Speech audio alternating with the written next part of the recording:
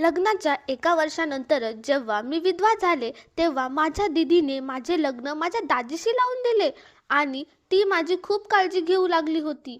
ती मला रोज रागवायची की तू किती अशक्त झाली आहेस आणि रोज रात्री मला साजूक तुपाचा लाडूही खायला द्यायची आणि केसर बदामयुक्त दूधही द्यायची.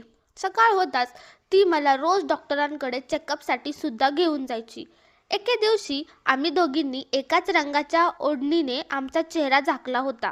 तेव्हा नर्स आम्हाला ओळखू शकली नाही आणि मग नर्सने मला दीदी समजून माझ्या कानात जे सांगितले ते ऐकून तर माझ्या पायाखालची जमीनच सरकली होती. कारण नर्सने सांगितले, माझे नाव रीमा आहे आणि जेव्हा माझे लग्न झाले तेव्हा माझे वय 19 वर्ष होते. खरं तर गोष्ट अशी होती की जेव्हा माझे आई वडील माझ्या दीदीसाठी स्थळ शोधत होते तेव्हा माझ्या आईच्या मैत्रिणीने आमच्या घरी तिच्या दोन्ही मुलांचे स्थळ पाठवले होते. ती माझ्या आईची मैत्रीण होती म्हणून त्यांचे आधीपासूनच आमच्या घरी येणे जाणे होते आणि अनेकदा तर लग्न कार्यातही दोन्ही कुटुंबाची भेट व्हायची.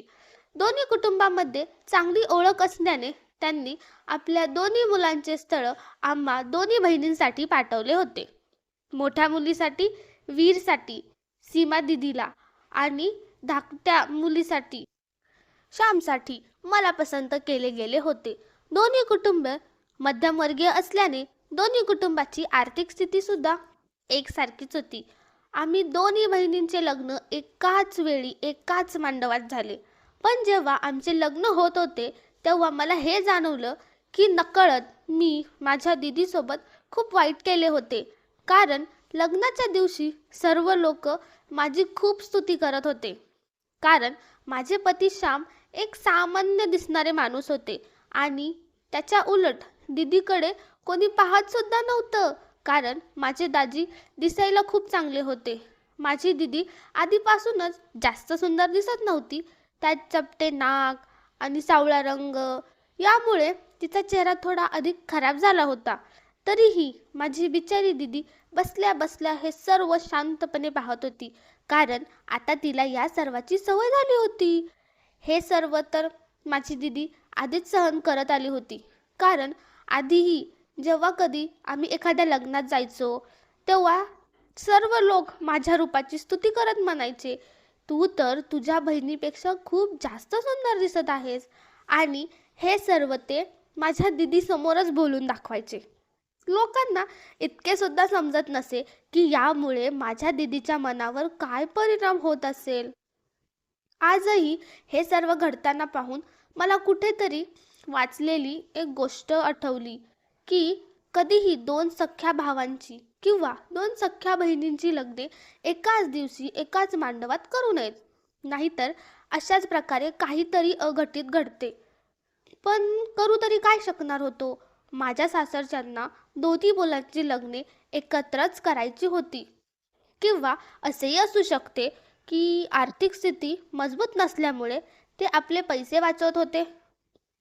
जे काही असो, पण दोन्ही कुटुंब आपापसात सहमत झाली आणि आम्हा दोन्ही बहिणींची लग्ने झाली. आणि अशा प्रकारे आम्ही दोन्ही बहिणींनी आपल्या नवीन आयुष्याची सुरुवातही केली. तसे तर आमचे एकत्र कुटुंब होते, पण सर्वांचे गुण आणि स्वभाव वेगवेगळे होते.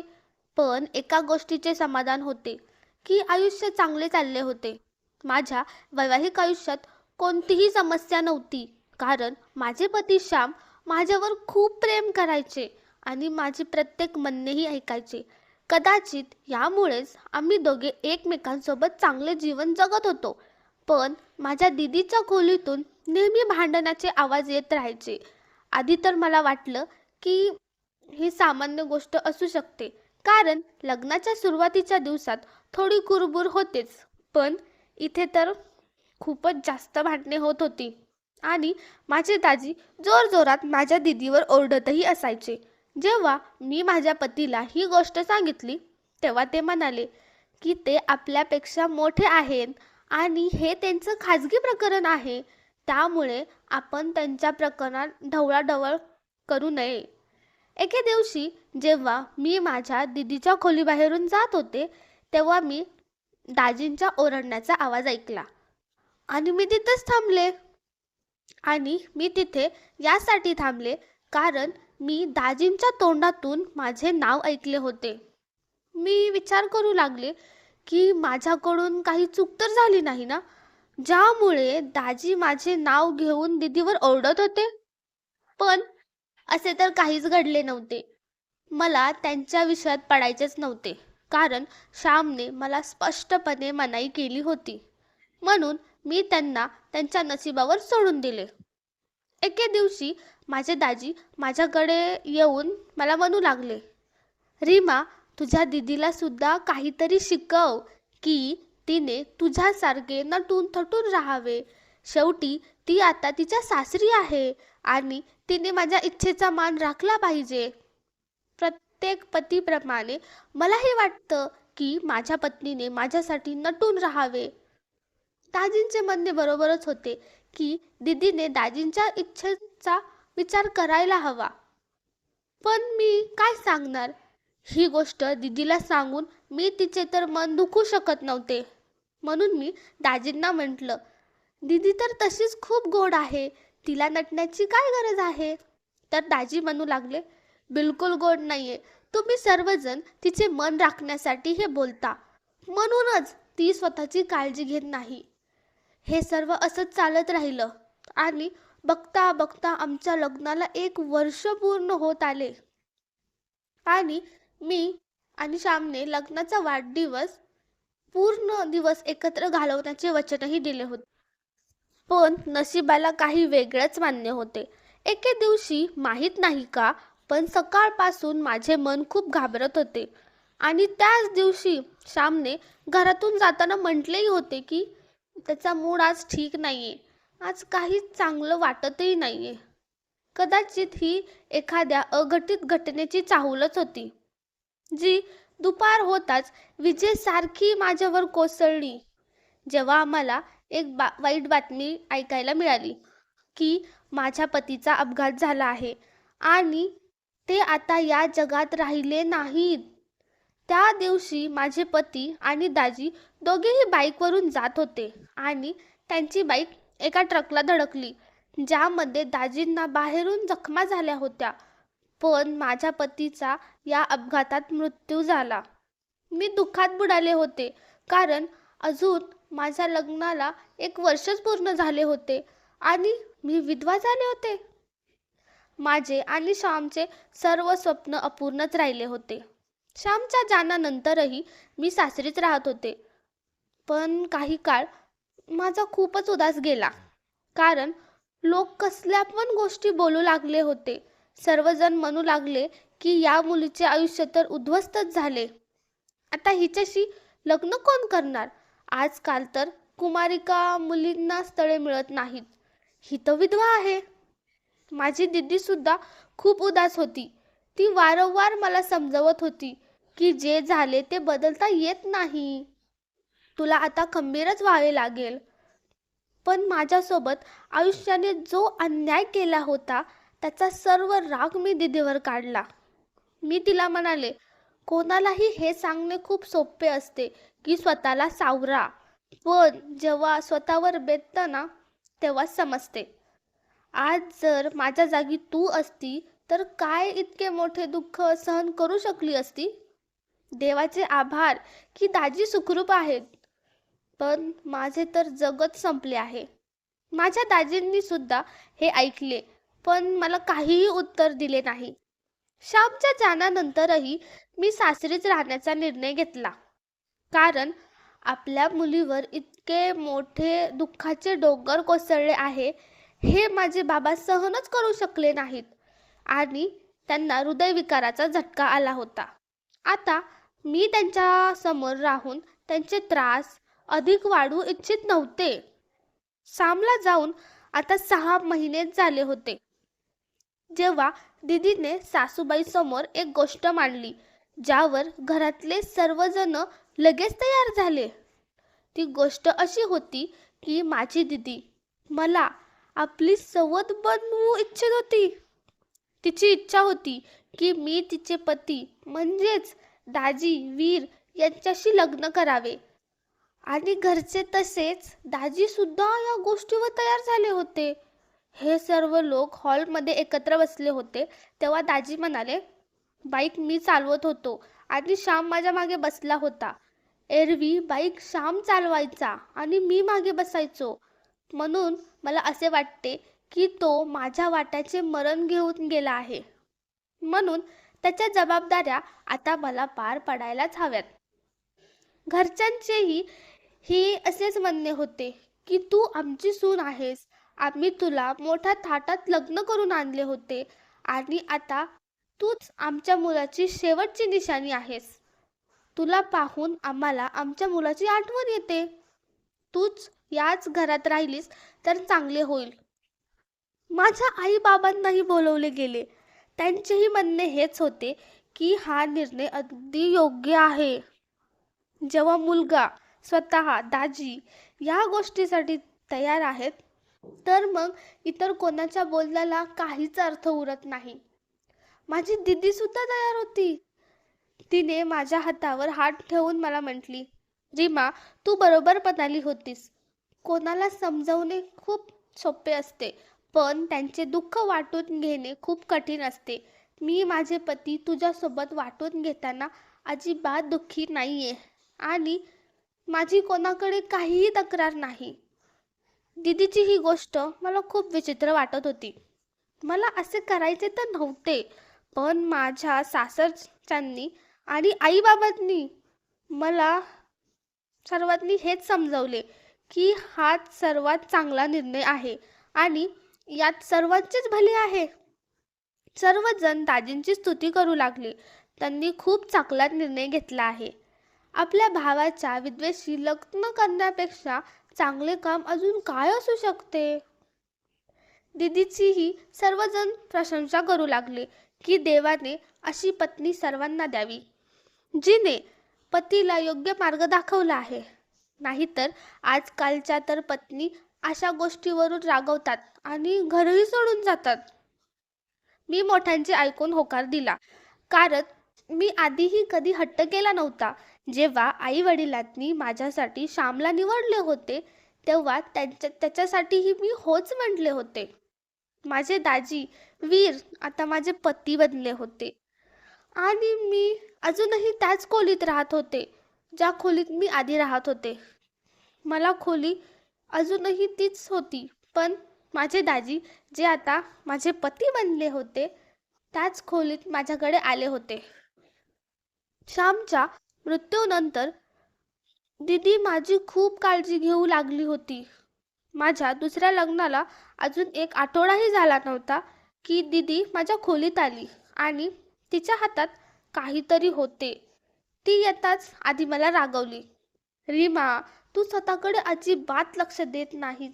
बघ किती अशक्त वाटत आहेस. इतके बोलून तिने मला साजूक तुपात बुडवलेले लाडू दिले आणि सोबत केसर बदामचे दूधही आणले होते. दीदी मला म्हणू लागली, मीही तुझ्यासाठी आणले आहे आणि हे मी माझ्या हाताने तुझ्यासाठी बनवले आहे. मी तुला विचारले, तू यावेळी मला हे सर्व का खायला देत आहेस? तुला माहित नाही का, मी रात्री जेवत नाही आणि मी तर आधीपासूनच आरोग्य चांगले ठेवण्यासाठी खाण्यापिण्याचे पथ्य पण पाळत असे. दीदी म्हणाली, आधीची गोष्ट वेगळी होती, पण आता तुला स्वतःची खूप जास्त काळजी घ्यावी लागेल. तू काळजी घेशील तरच तुझे आरोग्य चांगले राहील आणि देव लवकरच तुझ्या पोटी मूल देईल. मी तिला म्हटलं, दीदी, तू माझ्या मुलाबद्दल इतका विचार करत आहेस, पण तू स्वतः मुले होण्यासाठी हे सर्व का करत नाहीस? तेव्हा दीदी म्हणाली, मी सुद्धा हे रोज हेच करते, पण तुला सुद्धा मुले व्हायला हवीत ना, म्हणूनच स्वतःसोबत तुझीही काळजी घेते. शेवटी तू माझी धाकटी बहीण आहेस. विचार कर, किती चांगलं होईल जेव्हा तुझ्या पांडीवर मूल असेल आणि माझ्याही. काश माझे आणि श्यामचेही मूल झाले असते, तर कमीत कमी त्याची एखादी आठवण माझ्याकडे राहिली असती. हे ऐकताच दीदीने खूप आश्चर्याने पाहिले आणि म्हणाली, हे ऐकून तुला खूप विचित्र वाटेल, पण भावांमध्ये कोणतीही गुपित नसते. वीरने मला ही गोष्ट आधीच सांगितली होती की श्याम कधीही तुला संतान सुख देऊ शकला नसता आणि जगाच्या नजरेत तू वांजच राहिली असतीस. श्याम या जगातून गेला. याचे वाईट वाटते, पण जे होते ते चांगल्यासाठीच होते.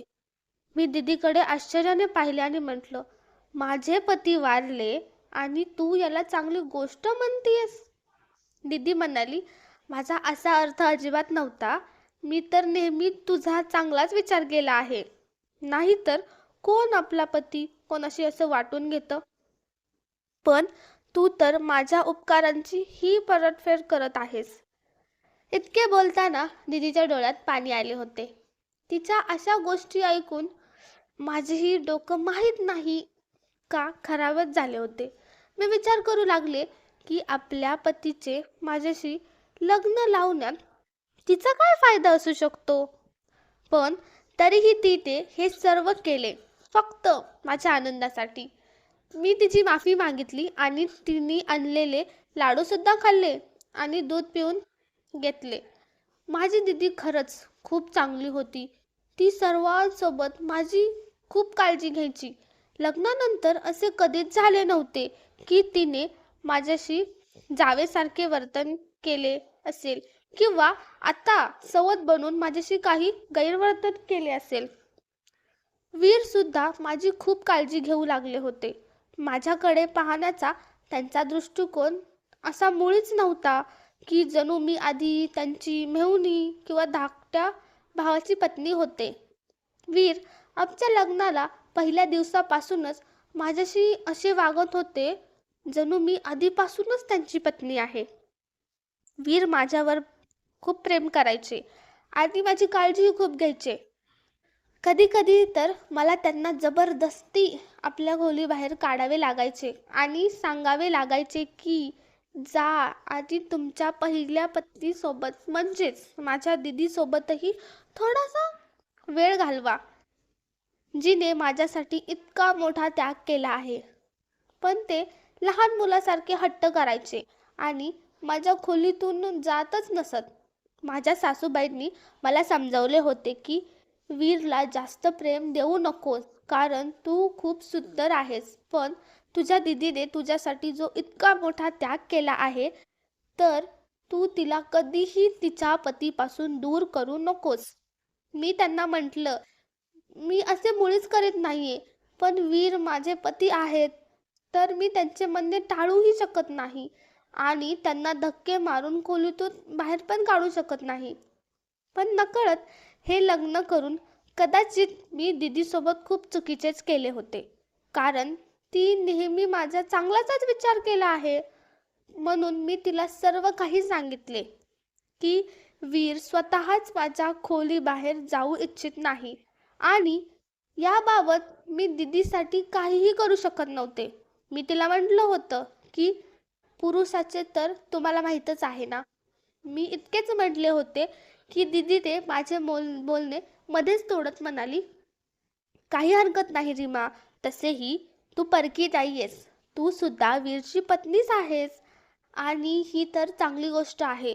लग्नानंतर पती पत्नीचे नाते मजबूत व्हायलाच हवे आणि त्या स्त्रिया तर खूप नशीबवान असतात ज्यांचे पती त्यांना खूप आवडतात आणि ज्यांचे पती आपल्या पत्नीला आवडत नाहीत, त्या स्त्रिया खूप दुर्दैवी असतात.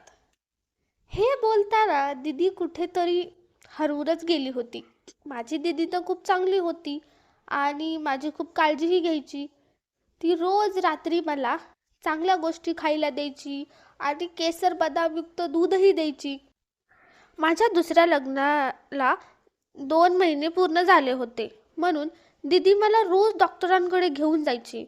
डॉक्टरांनी मला सांगितले होते की सर्व काही ठीक आहे आणि तुम्हाला आई होण्यात कोणतीही अडचण नाही.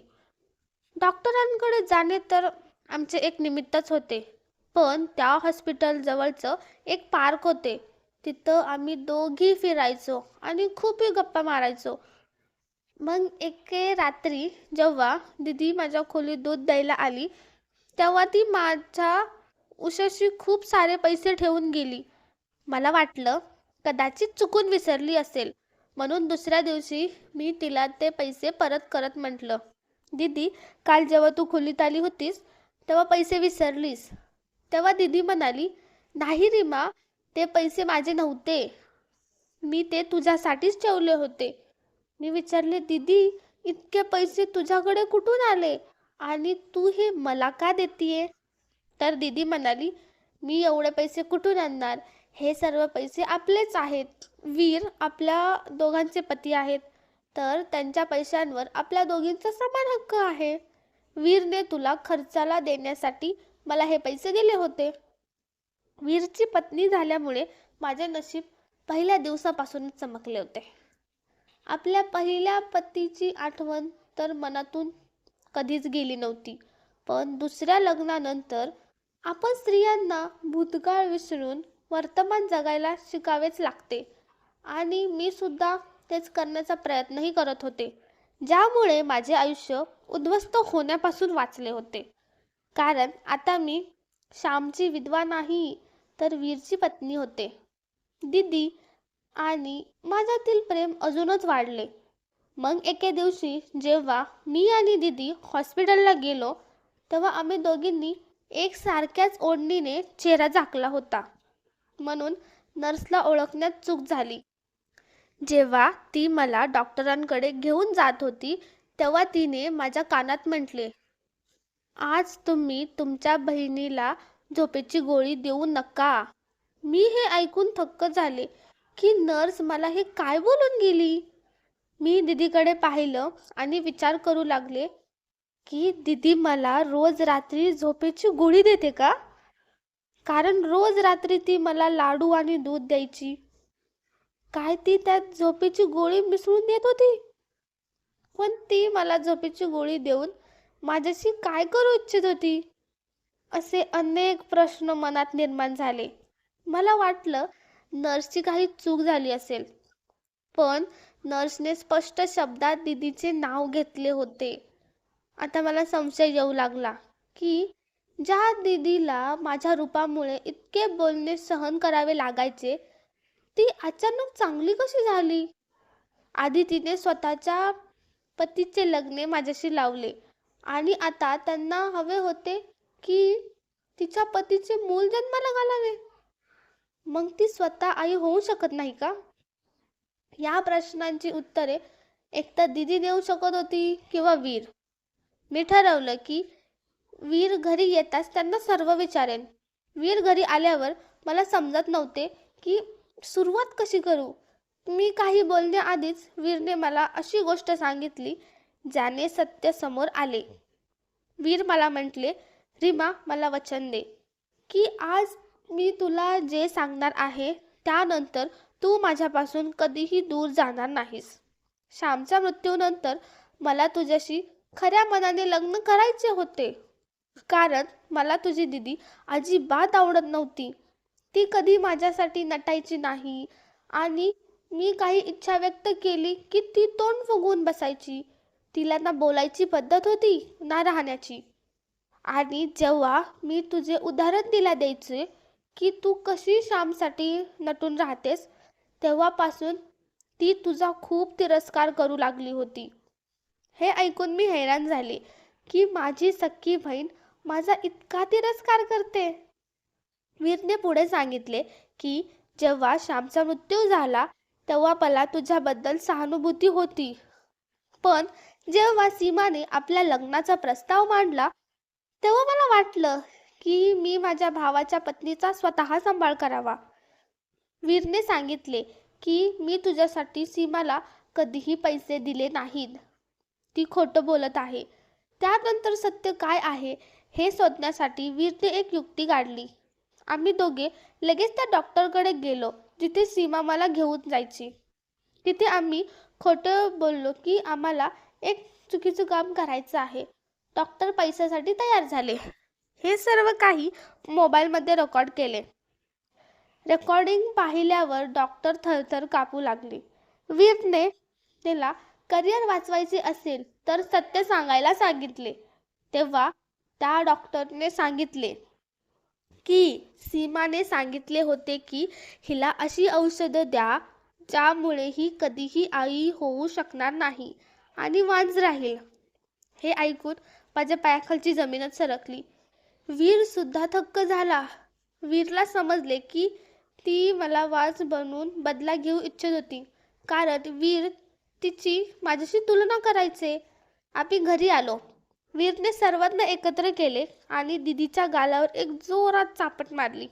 वीर म्हणाला, सीमा, तुझे सत्य समोर आले आहे.